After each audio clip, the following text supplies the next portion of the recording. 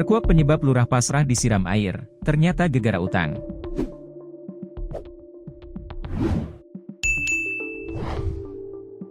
Seorang lurah disiram air oleh penagih utang di Gunung Kidul, DIY. Aksi penyiraman ini viral di jagat maya.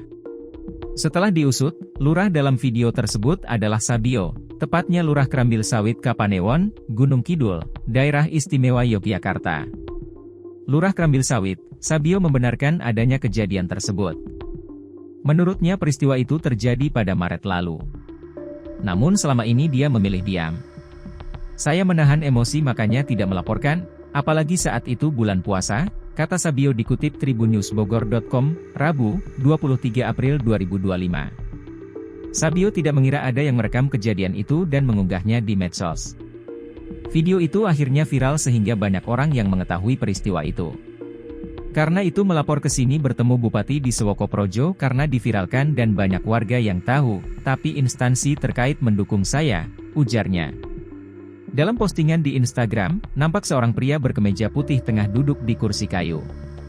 Di sisi lain, nampak seorang pria yang diduga tengah meninterogasi sang lurah. Saat perbincangan terjadi, tiba-tiba ada seseorang yang diduga penagih utang datang dan menyiram lurah.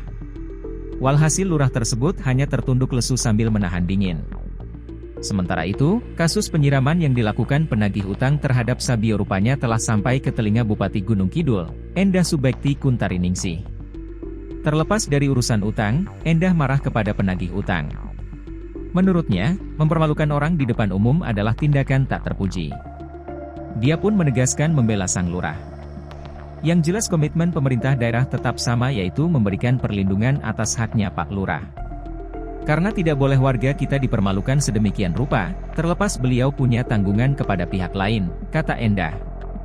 Salah satunya, Endah meminta Paguyuban Semar, Wadah Lurah dan Pamongse Gunung Kidul, untuk memberikan perlindungan dan dukungan terhadap Sabio. Kita pastikan Pak Lurah akan ditemani solidaritas teman-teman dari Paguyuban Semar, dan saya pun bersama jajaran akan selalu mengupdate kondisi Pak Lurah dimanapun berada, ujarnya. Usai instruksi itu, Paguyuban Semar menyatakan akan memberikan pendampingan kepada korban dalam proses pelaporan kasus ini sampai dengan jalur hukum.